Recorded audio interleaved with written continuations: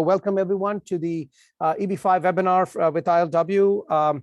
This is a industry event. It's not intended for investors. It is intended for those who are professionals in the EB5 industry, people connected with projects, people connected with law firms and such like. And the idea is not here to give any financial advice nor to give any legal advice, but to ensure that you have the best educational material available that we can bring you about the new statute. The new statute, no one pretends that we know all about it. I don't think there's anyone in the industry who says that. But there are certain elements that are becoming slowly clear, and we have some three really very experienced and knowledgeable people who we can learn from today. We will have a poll in a short time, and we hope that you will take a minute to participate in it. But before we get there, there is one thing on a lighter note, if I can begin with it. If you Google 2022 EB5 March 11th, what would you expect to find? A lot of things about EB5's reauthorization that was expected March 11th, and that in fact happened on March 15th. But guess what?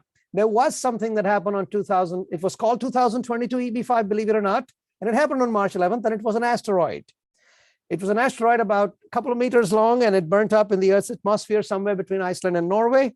So, I think that was a good metaphor to what has happened with our field, except that we have a much bigger asteroid that is it us. So to untangle that, we have Sam Newbold, Matt Gordon, and Roy Carrasquillo joining us, and we'll be hearing from them shortly. The sequence and structure of the event is going to be as follows. I'm going to pose a set of questions to each of them. We're not going to engage in too many colloquies amongst the speakers. They're all going to express their thoughts as concisely as they can, and we're going to keep moving along. So it's kind of a hit and run situation. And the reason for that is that we want to keep as much time as possible for the questions from the audience. We have a lot of people signed up for today's event, and we suspect there will be some pretty good questions coming up from the audience. So we will ensure that there is as much time as possible for your questions, and that's why it'll be hit and run. But the idea is not to try to summarize the statute. We are presuming all of you have read it and understand at least the broad elements of it. The idea is to focus on specific aspects which might merit some discussion. Now, before we go forward, we're going to take a short 30-second commercial break. We have an advertisement from ILW. Shrikant, please take it away. With the concurrent filing provision in the EB5 Reform Act, which lets people enjoy the benefits of green card like employment authorization and traveling ability within a few months of making their EB5 investment, the interest in our EB5 events within the USA is at an all-time high. We have 3 events in April: Detroit on April 9th, Austin on April 22nd, and Dallas on April 24th. To exhibit or speak at these events, you can reach me at webmaster@ilw.com. Thank you. All right. Thank you, everybody. So I'll just make one quick opening point, just one very quick editorial point, 60 seconds. And I think it's really important. A lot of people I've talked to in the industry, attorneys, projects, what have you, keep saying, okay, what does this mean? What does this mean? What does this mean? And we all want clarity. We all want certainty. And the unfortunate reality in immigration is that clarity is not the hallmark of immigration in general, and certainly new statutes in particular. And certainty is something which, of course, is a desirable goal, but often takes a very, very long time to achieve. USCIS is not known for providing certainty to the stakeholders that unfortunately depend upon its, let's call them as policies or whims, whichever you prefer. Okay, so it does take time. And how long? That time is not measured in days and weeks, and maybe not even months. We are looking at years possibly. So my quick crystal ball says we'll have some policy guidance, probably later rather than sooner, in the 60-day period before the statute, many of its provisions go into effect. And after that, we probably will have amendments to that policy guidance. And after that, we'll probably have amendments to the amendments. And then there's going to be lawsuits, because there's a good chance that USCIS, as usual, misreads the law. And we are going to have different federal judges, hopefully agreeing, but maybe not, telling us what the law is. And then by the time we have at least broad clarity on hopefully 90, 95, maybe hopefully 99% of the statute, we're probably looking at 2023, 24, or even 25. So welcome to reality in immigration land. And that's my 2 cents. And that's done with my editorializing. Now let me turn to questions. Let me start with Sam Newbold. Are pull directs actually dead? Well, I think the industry consensus so far is that it's yes, but I would say that, look, just as you said, there's so much left to interpretation by USCIS and how they, will read the statute and roll things out via policy or regulations.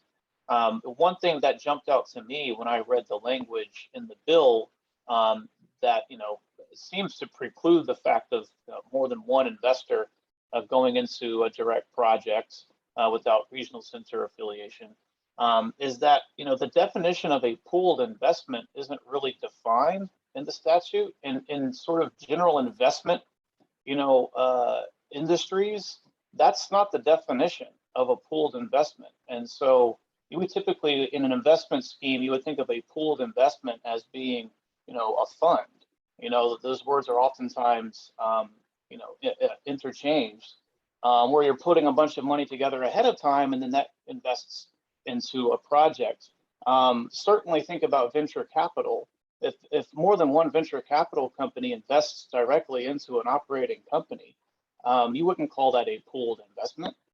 So similarly, if more than one investor, EB5 investor, invested directly into an operating company, in the general vernacular of investing in the investment world, that wouldn't be a pooled investment necessarily, right? So, look, I think that we're accepting the fact that perhaps the intent was to kill it, but maybe not. Maybe there's litigation. If there's someone inclined to litigate that issue and that definition, who knows if USCIS will ever even. Maybe they'll accept, yes, it's dead and that's the end of it, or maybe they define it a little bit differently. So I'd like to say that, perhaps it's not dead, depending on how you would look at that and define that language, and we'll see. I think most people are in the industry are operating under the assumption that it is, but I'm just sort of leaving the door open there for interpretation.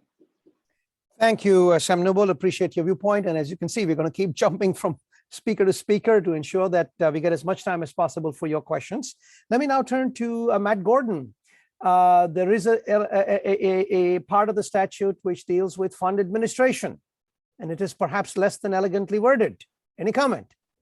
Well, yeah, before I go on to that, I think on Sam's point, just to amplify it, I think they really did try to kill the idea of multiple investors in the same EB5 investment without a regional center. But that doesn't mean the concept of legal pooling necessarily is dead. You can use something called a programmatic joint venture, where every investor is in a separate legal entity, but they're all working in relative concert and very much accomplish the same goals as what would be multiple investors in a single entity. So, and that I think pretty clearly wouldn't be captured by the legislative language currently.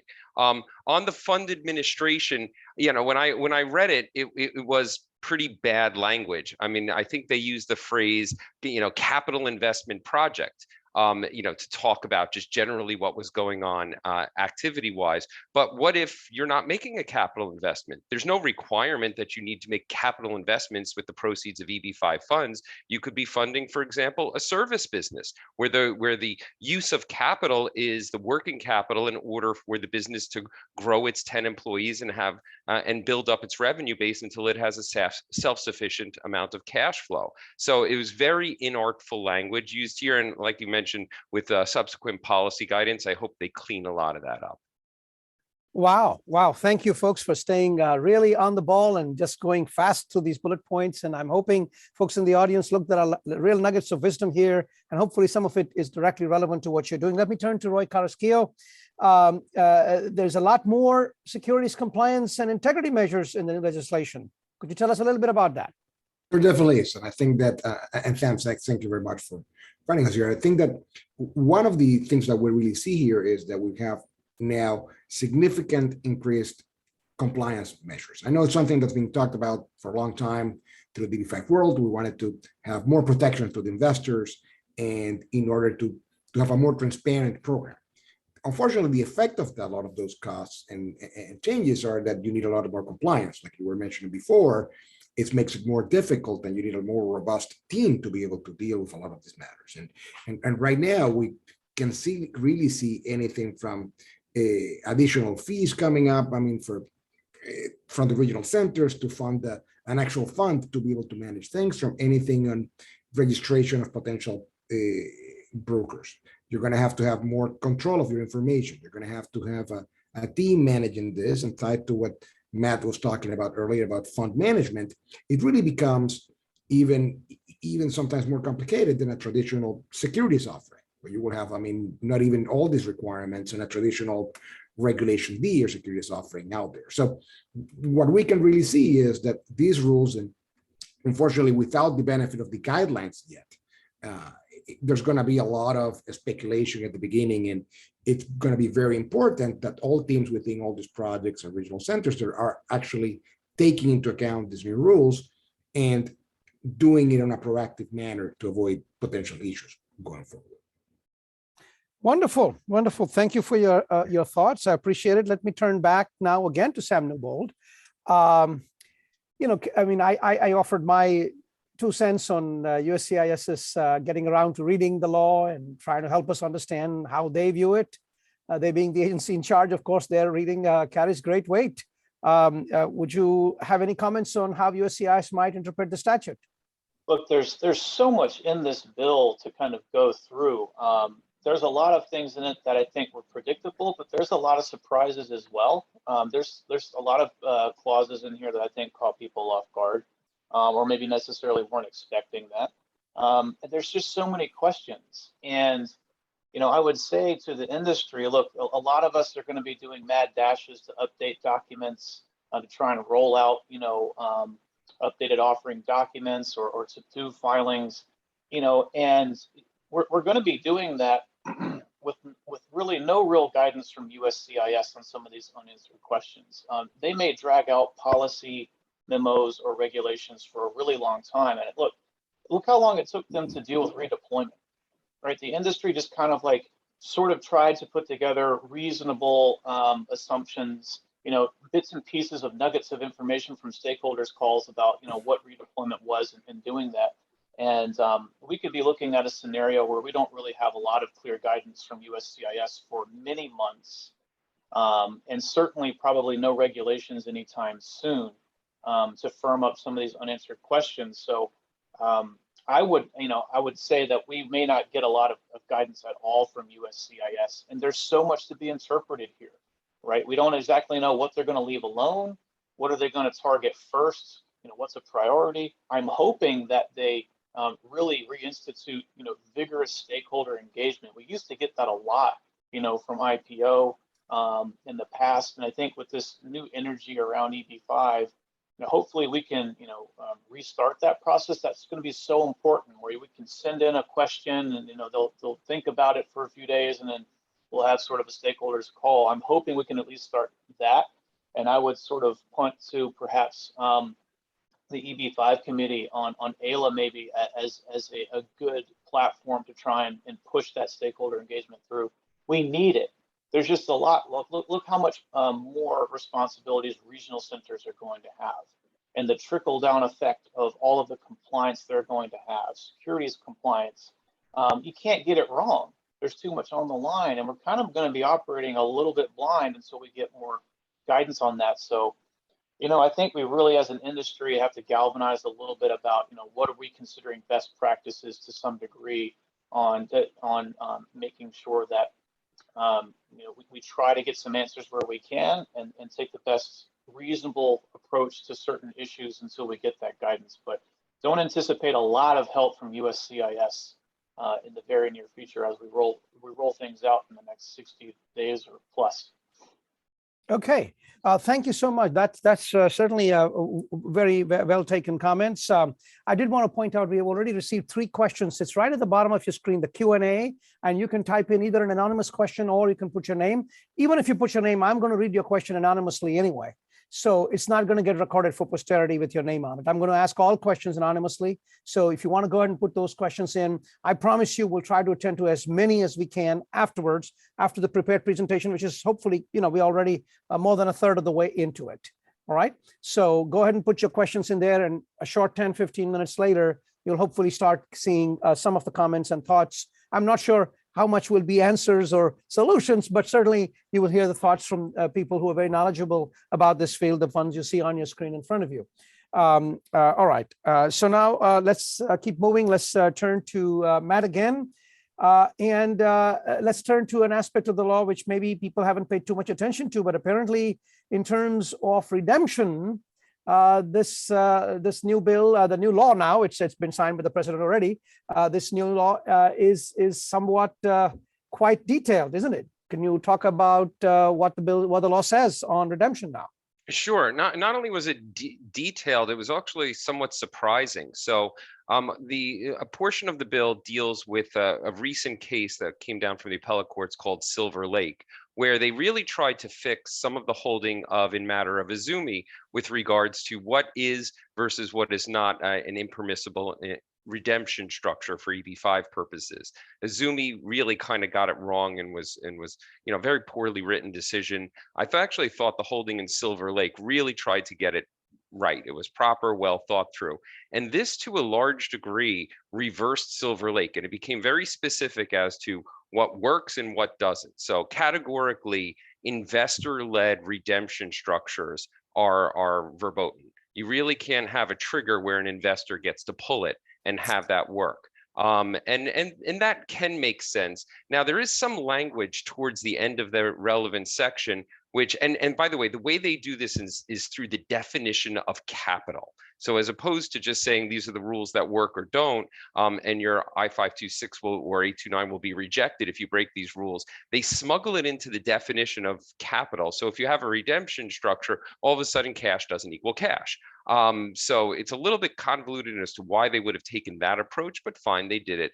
And through all of the double or triple or more negatives in the statutory language, there seems to be some sort of carve out towards the end where they're talking about it doesn't work. It will exclude the capital from being counted as capital if you have an investor-led redemption, unless it leads to a withdrawal of the petition, and also of when I think the language is something where the investor has fulfilled his or her sustainment period. So when I read that, I didn't feel with the absolute confidence is to say, okay, the right result is an investor can trigger a redemption after their 829 is approved, or after the sustainment period, they're allowed to file for an 829. That would make a lot of sense from a policy standpoint, because now they're done with their sustainment period. They've created the jobs. The investor's been at risk. The investment has been at risk for the entire time. So the U.S. government really gets out of their proverbial shorts. What does the government care anymore? Whether the investor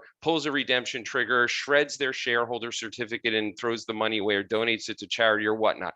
Who cares, U.S. government, what happens at that point? And reading the language about 16 times, I think that's where it goes, but it's so convoluted and confusing. If I got to ask a question in the stakeholder engagement, that would be my first question. Is this what you interpret it to mean? Because it's really not very clear on its face. So I think people really, like all of the developers, all of the attorneys right now, have to have corporate counsel take a look at your offering documents and look at redemption structures. I have seen a number of offerings that violate these rules. I think some of them arguably violated the old rules.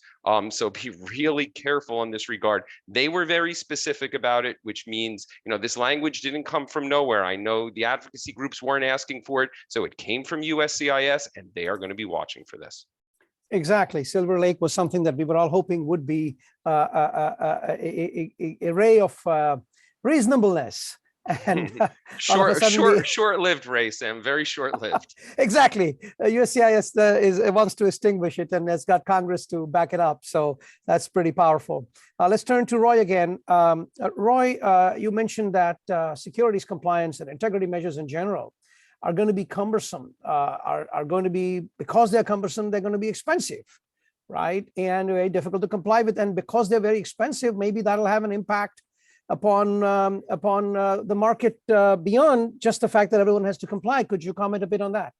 Definitely. I think that unfortunately what happens for a lot of these matters is we have all these new measures and protections that we're going to have, and we have new requirements. But unfortunately, all these things come with a price tag. And what we expect is going to happen, we already have an increase in the amount of investment. Then again, it's less than what it was under the old regulations. It's only 800. But what we're going to have is all these fees are going to result in a more expensive investment for foreign investors coming into the EB5 program. And that's going to translate in higher legal fees, like we were talking about. All these requirements, all these things are going to need requirement, all the compliance matters. This is going to be either affecting the amounts of that administrative fee that is coming in, or just maybe even lower returns in some of the transactions, returns that were already in the low side of the spectrum. So I think, although these measures are meant to protect investors, and I think it's a positive thing, we need to understand that they all come with this price tag. And again, understanding the cost of not complying with them. And we have anything from even if one of the NCEs is not complying from one of these regulations, you will have the whole regional center maybe actually terminated, affecting projects. So it will add another burden to the investors to really look into the regional centers they're working on, to look at the projects and make sure that they not only do their due diligence on the actual project they're investing, but now they really need to look at the whole picture, what the regional center is doing, what projects are they looking at, because now that responsibility or the risk of not doing that may affect their investment in the long term. So costs will go up. I see investors, the interest fees potentially going up. I will see potential returns going down, trying to comply. And like Matt was mentioning earlier, we're going to see very, very soon, all these regional centers, all these projects really have to go and do a process of looking at their existing documents. And that's going to have costs that may actually go through. So when you see it, it's positive. We have a better system, we have more protections, but all things to a cost. So I think that those things need to be taken into account and evaluated when looking at an EB5 investment. Thank you, Roy. Thank you for those comments. Good point for all of us to bear in mind. Now, the purpose of these webinar, this one and the one that we're doing next week, at the same time, the same day of the week, is for all of us to learn. We are all of us learning together what the law means. And if we all pool our resources together, we'll learn it better and faster. That's the idea. So there's how many? 6 questions have come in. It's at the bottom of your screen, Q&A. You can go ahead and put your question in. Whether you put your name or not, either way, I'm going to treat the question as anonymous. So it's not going to be recorded for posterity as to who was the questioner. So please bear that in mind. Go ahead and ask a question anytime you want, and we'll try to answer as many as we can. Now, having said that, I also want to say that we would all like to learn from you. It's not a one-way learning process. We are all in this together. So we, wisdom of crowds, as they say, sometimes you can learn for all of us pull our heads together. So we've got a little poll. And if I can have technology, please launch the poll. I'll explain there are 3 questions. And if you can request all of you to participate, as many of you as you can, with whatever thoughts you have. It's multiple choice. And I will explain each one as they come on the screen now. There are only 3 questions, and they'll all be in one screen. Technology, if we can please have it up. There we go. So the first one is we want to understand what you folks think about the opportunity that this bill creates. We bring the regional centers back. COVID is hopefully on its way out. It brings the capital market back. But what's the size of the capital market? Again, wisdom of crowds. Hopefully we can all learn this together. We are all going to see the results together right now within the next 90 seconds. So please go ahead and put in whatever you want to put in there. There's a number of choices you have, and I encourage you to go ahead and put in some number there. Then we are saying, where will that money come from? So one is what's the size of the market. Second is, and oh my goodness, some people are already ahead of me. They've already started answering. Great. But I'm going to explain to those who are waiting to see what the question is, why is it all about? Which would be the number 1 country, number 2 countries? And we've given you about 6, I think, or 7 multiple choices, including none of the above. And I'm hoping that you folks will put that in there. And again, we'll see all the answers together. We'll see all the answers together right now. And again, it's wisdom of the crowds. Hopefully we can all learn from each other. And finally, now this is a bit of a trick question. I'm saying, when will we have 99% clarity? There's no 100% clarity in life. We all know that. But when will we have 99% clarity on the meaning and implications of the EB5 Reform Act? And again, there's a number of choices there. I unfortunately tipped my hand up front as to where I stand on that, but you might disagree with me, and that's good. We're all trying to learn from each other. So let's see. We have almost half the audience has completed the thing already. That's great. I don't want to wait too long, but I know some people perhaps may have waited for my description to put in their thoughts into this. And again, we'll see the results, all of us together. So may I encourage those who want to? We have 50% of the audience already completed. Can I encourage those who have not put that in to take a few seconds? It's only 3 radio buttons, multiple choice, and hit send, and we'll have it here.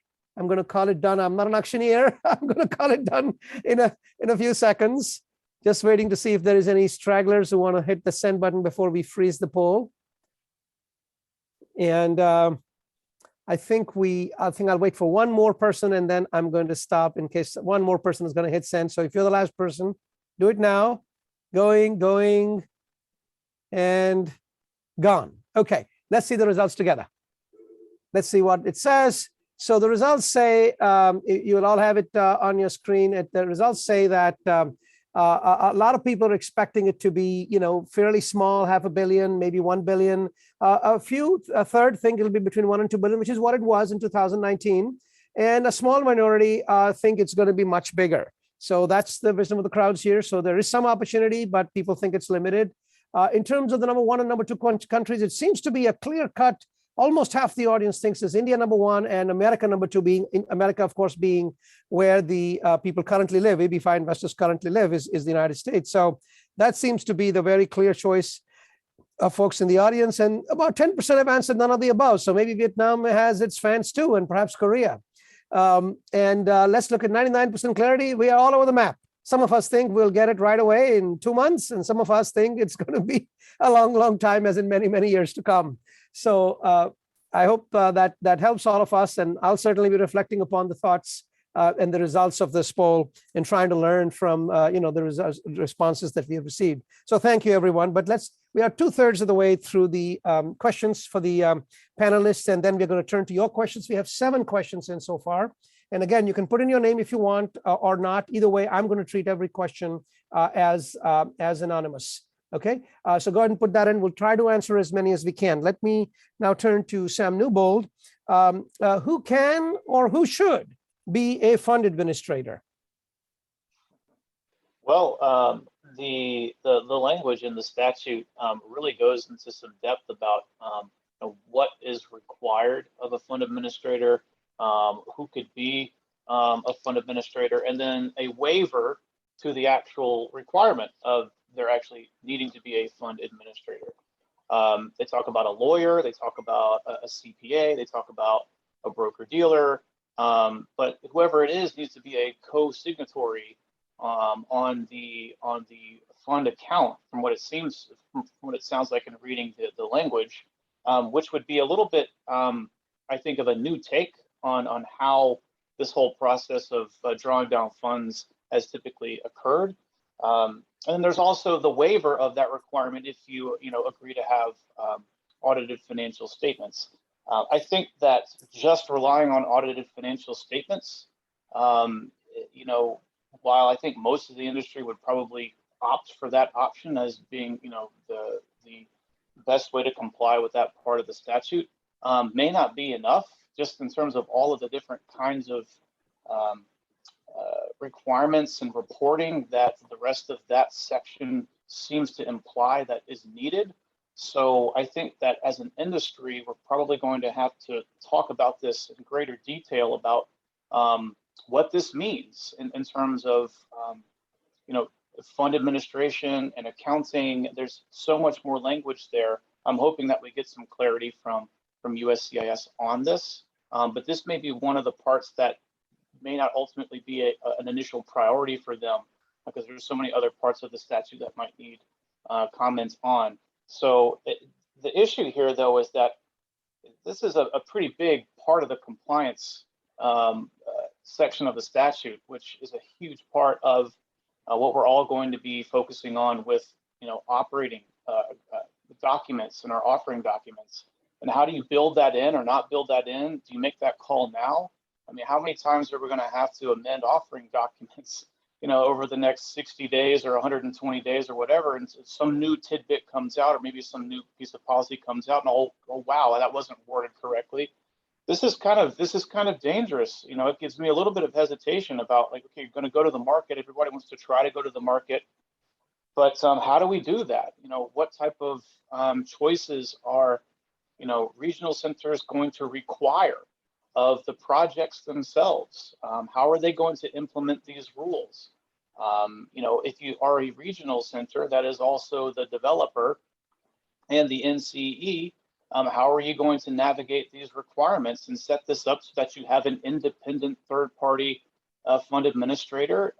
Or is it enough just to rely on an audited financial statement? Look, audited financial statements are great, but they don't really go to that level of detail that a fund administrator would provide in terms of exactly how funds are particularly used sometimes. So this is really interesting. I think it's a great addition, to the statute in terms of really trying to minimize any kind of fraud, misappropriation, misuse of funds, which is what the intent of, the Grassley-Leahy, bill has been, from day one. But there's a lot of unanswered questions as to how do you implement this and how do you build this out? You don't want to get it wrong because of these built-in penalties for getting things wrong now. So this is going to, I think, create a lot of stir in the industry as we continue to work through this and talk about this issue as to what are best practices here. Wow. Okay. Well, I appreciate that perspective. It's kind of different than what I thought. So I learned something new today. Thank you. Let's look at, let's turn to Matt now and ask you a question about source of funds. Is there some good news here? Are they saying they're only going to look at your last 7 years? And before that, if you were doing something or not doing something, USCIS doesn't know or care? Well, the language does seem to suggest that. I mean, it definitely says that they're looking for records within the last 7 years. And then in the final section, once again, they sort of have a catch-all. It's section CC, and it says, well, and kind of anything else you really want. And again, it's not really defined. It's kind of hard to tell what they mean by that. I mean, and this is really interesting for a couple of reasons, especially for people who prepare a lot of source of funds, because it's always been track it to the source, and in a lot of times clients' wealth goes way back intergenerationally, and so you can have, I've literally had photographs of grandparents wearing gold in India to prove that that's where the family got the gold from, and it was 80 years ago, and like God knows where it really came from, but pretty good idea it wasn't fraudulently produced or through criminality. It was a family heirloom, and eventually it got sold. And we've always been operating under a kind of premise that the further back in time you go, the sort of looser the evidentiary standards are for what you need to prove. So anything in the last 7 years, which is very interestingly the exact amount of time that a US bank is required to maintain electronic records. So pretty much if it's within the last 7 years, you should expect as an EB5 investor to be able to produce really firm documentation as to where all the money came from. And as you go further back in time, it's a little more loosey-goosey because some people didn't maintain records. Records weren't in electronic form back then, or frankly, just through the passage of time, stuff gets lost. So maybe they're implying that this is the codification of that standard that's been in practice for a while, but they never really said that. It's just what I think a lot of practitioners sort of felt what was going on, and we really didn't have much of a choice, frankly, when we're talking about ancient documents or older sources of wealth. So, but again, that last catch-all gives USCIS a lot of wiggle room to all of a sudden be really ugly and say, no, we want full documentation even for stuff that's 50 or 60 years old. So again, I don't even know if they'll ever issue policy guidance on this. This is one of those where we might start understanding what happens just through the virtue of adjudication, and you start forming trend lines when you see the dots as to where you get the RFEs, where you don't get the RFEs. And sometimes, frankly, RFEs have been inconsistent in policy perspectives, and it's just random noise, where they're very inconsistent as to how they approach some of these topics, especially in the source of funds area. So this one's a stay tuned for. I'm not sure this really changes anything or really helps, although maybe there's a little glimmer of information in the way that the statutory language was written. Right. And talking about adjudication, we all hope that they will get going there and stop doing whatever the hell they are doing, whether it's drinking coffee or whatever else, but they aren't doing much of adjudication, and that's what they're paid to do. Those fees have to go in paying salaries for people who are adjudicating, not watching the stuff outside the window. So let me turn to Roy Carrasquillo one more time. There's changes about how foreign agents and foreign promoters can now operate, and maybe that will have an impact on how the market works. What do you say, Roy? I mean, when we think about this, foreign agents are being a pillar, I mean, of the way actually a lot of the EB5 program has worked. Markets like China, as well as India, depend on these actual brokers who actually operate in country generally. They don't have to register as long as they comply with the laws in their home country. What this does now is that it makes that these agents, whenever you're using an agent that is in the country, they have to register now with DHS. So now all these agents that, I mean, maybe a one-off, maybe an individual, you have an obligation to actually get them. They have to be registered. You need to disclose all fees. So again, it's a matter of transparency is always good in these type of things, but Now you're adding them an additional measure that sometimes may be actually difficult to enforce. For example, NCEs that are dealing in the lender borrower lender relationship generally do not have a really particular relationship with the borrowers, and all this may actually be difficult to enforce. So I think that it is important from two perspectives: from the perspective of anybody who's trying out there, even if they are not within the United States, to actually raise any capital or source any type of investors to projects within the US under the EB5 program, they now need to register. As we're being, and I think it's being the theme of what we're saying, uncertainty is the rule. We have a legislation, but we have no guidelines, and we won't have guidelines, I think, for a very long time, and it will be sort of a living thing. We'll get certain things now, certain other things later. They may even contradict themselves. We may have cases. So I expect that this will affect also the broker market, and we'll be able to see again. We will need them to do that. Will limit, I think, the ability of maybe smaller players in the foreign markets to be able to comply with this, as it will be costly. We don't know what guidelines or requirements are going to be for these individuals. It's sort of an unknown at this time, but it will be difficult. But particularly, it will be adding additional requirements to NCEs and these other groups to be able to ensure that this is compliant. Because remember now, if an NCE doesn't comply, you may have a regional center being even revoked. So the repercussions of all this are very important. It's a matter of bringing the right team. And again, it's at this time when they have uncertainty, being overcautious and try to work in these matters correctly. But the general message that I see is we will have more transparency, but there's going to be significant costs for everybody along the process, making what is already a significant investment an even more costly one. Wonderful. That's a very good point. Yes, go ahead, Sam Newbold. You were saying something? I think that something like that issue about disclosure of foreign finders, agents, this is something that, how do you register, right? What's the mechanism for registering? Is this an additional form? Is this a 526 rider? Does this go actually in the form? Does it go in a 924A? Is it part of that? How do you do that? Is there a separate? So where do you register? Right. I think a third thing. It's not. I'm going to the SEC. Am I going to DHS? So the 60-day freeze on filing petitions may be a lot longer, because what if you have investors that just missed the line, are ready to go? They've been coming through the foreign agents. All of a sudden, all of those guys can't do a thing until their foreign agents have been registered up. So, and if that's where most of the capital is coming from, if they don't get around to a registration regime in the next 6 months, 8 months, they can make that 60 days for the majority of the industry almost as long as they want. I mean, we know sometimes to promulgate rules and whatnot, it could take them a year, easy. Right. And it could easily be, it could be an SEC kind of form, right? We see that in other areas of immigration law with Department of Labor forms, for H-1Bs and firms and things of that nature. So they could require some specific, SEC form that has to be filed in conjunction. Okay. Yeah, we lost our technology person. Sometimes there is a network interruption, but that's why we have backup technology. So don't worry, we are continuing to go forward. Now we have 11 questions that have come in, but before we do that, let's do one thing. We're going to turn to the questions, try to answer as many as we can. But before we do that, we're going to have one last time a 30-second commercial break. Shrikant, please take it away.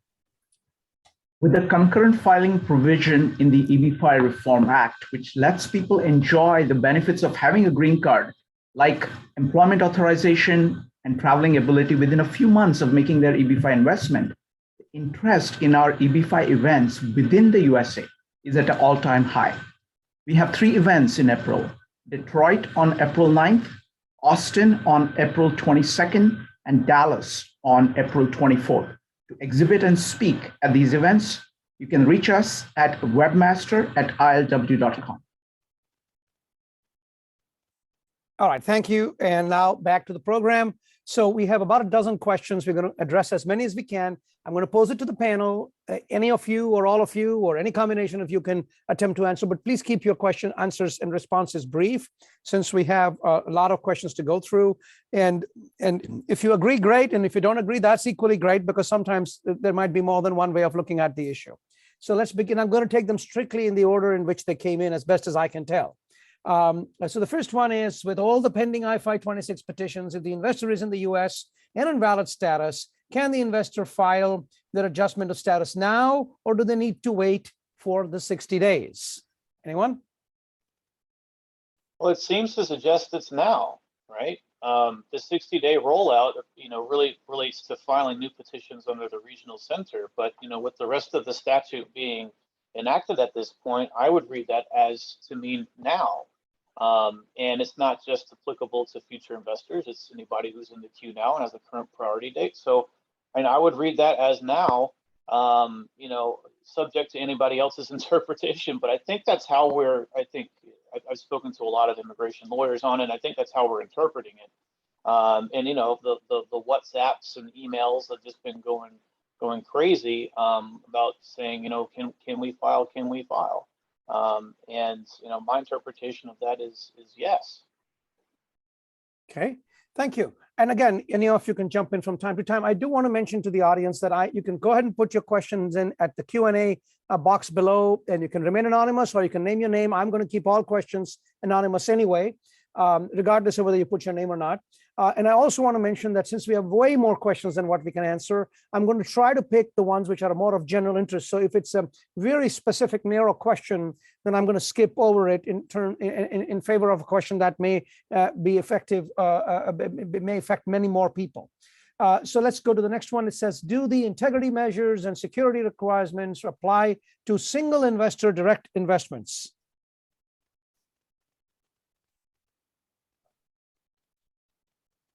Well, I think that it would be, I think a lot of that would not apply. Some of it could apply. Obviously, a single investor is not going to go through an agent or anything like that, right? So I think that those types of rules wouldn't necessarily apply.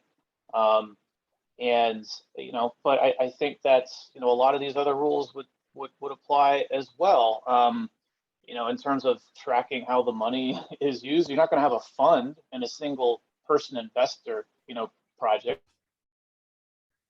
Well, yeah, I mean, generally, the way the statute is constructed, these requirements apply to the regional centers and not the. I mean, you can have an individual investor in a regional center if you wanted. There's nothing that prohibits that. But I think the language actually squares away the integrity measures to the regional center activity. And I agree with that. I think that they're mostly targeted towards regional centers. Again, there may be a few things that here and there that may apply to direct investment, but no, it's mostly targeted to when we have a regional center involved, or ensuring that we have one involved in some other cases. Okay, let's go to the next question. And you can see we're going through it as rapid speed. So again, we'll try to answer as many as we can. Go ahead and put in your question at the Q&A box below. I'm going to choose in favor of the ones which are more of general interest, and the speakers will do the best they can to shed such light as they can. Now this one, I leave it to you folks to answer the way you want. I'm going to read it exactly as it says. The effective date is 60 days for all parts of the act, correct? Question mark. I don't think that that's necessarily the case, right? I mean, I think that's the 60 days is, when you can file cases pursuant to, the regional center rules, but I don't think it's a 60-day pause on everything. I think a lot of the act is upon enactment, which would have been, yesterday at whatever that was, 2/15 or something. So that's how I interpret it. And other things are effective immediately. Sorry about that. Right. Amounts So of investment and so forth. If in theory you wanted to apply, if an investor wanted to apply tomorrow in a direct project, there seems to be nothing in here that prevents them to do so. Correct. Right. I mean, that's how I read it. It just there doesn't seem to be any kind of qualifier that that everything is 60 days here. I think that's just a specific part of the statute. Thank you. Thank you. There's been a lot of people who have felt that way for, I suspect, incorrect reasons. And now I'm glad that this clarification is out there. And hopefully that'll help people from, having the wrong idea about this time frame. Now let's go to the next one. It's kind of succinct, but maybe you want to kind of wax eloquent on it if you like, because I think it's a very big issue. And I'm going to just read again. It's a very short sentence. Quote, in regards to job creation, What's the 10% cap? Question mark, close quote.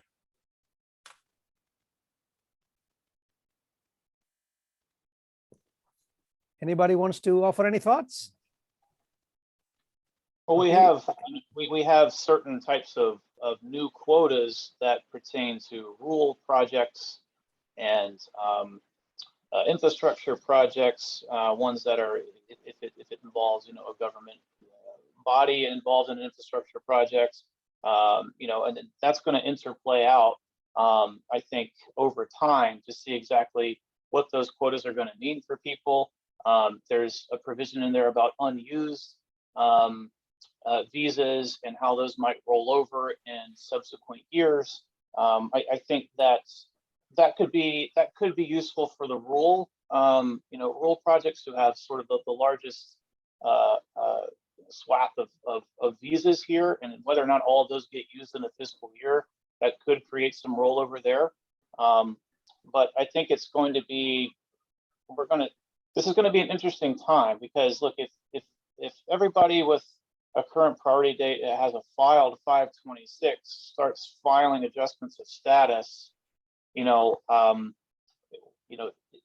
that's going to create some backlog on per country quotas as well. Most of those projects aren't rural projects, right? So those projects are going to be mostly urban projects that are in, TEAs. And Right, so there's going to be a lot of rollout here with quotas. the 10% cap is specifically the visa allocations for targeted employment areas. So it was like 20% for rural, 10% for TAs, and Right. what have you, like 2% for infrastructure. I think it was mentioned. So it's just all how that plays out. Yeah, it's going to be. We don't know, right? It's going to make certainly the visa bulletin interesting. We're going to be watching that like crazy, but it's going to take some time, right? Because look, even if you file all these 45s, it's really, when do they get adjudicated that you start using visas, right? And is that going to be a protracted process or what? So, well, this goes into the whole thing, because for years everyone's been talking about, so almost all projects have always been under targeted employment areas, and there was a reserved amount for TEAs under the old statutory language, and it never seemed to matter or come up in any material way. And so there's a question of will the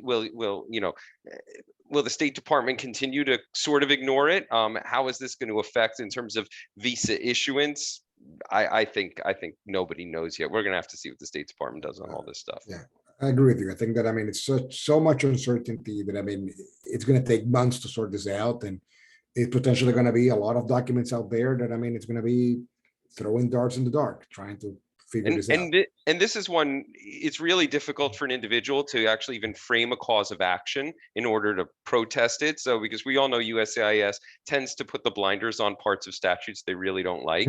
So if they, and by the way, the State Department too. So they're just going to, so my guess is they're probably going to ignore this piece. And since no one will be able to figure out how to file a lawsuit where it won't just get thrown out for lack of standing, it probably stays ignored and life goes on. You're going to have the overwhelming majority of, actually, that's not true. You're going to have a good chunk of projects that are in TEAs because the rules, the sandboxes are more restrictive. You're definitely seeing more rural projects that we see out there, and holy cow, the market has actually responded to incentive structures. Now that it's hard, and since the 2019 rules, it's been a lot harder to get a project in a TEA, and so people are putting projects together in real TEAs. So we've seen the market respond. The proportion in the more restrictive version of TEAs was greater right up until the courts struck down the 2019 rule, but you saw some response. It's going to start going back to that. Everyone got a little bit of a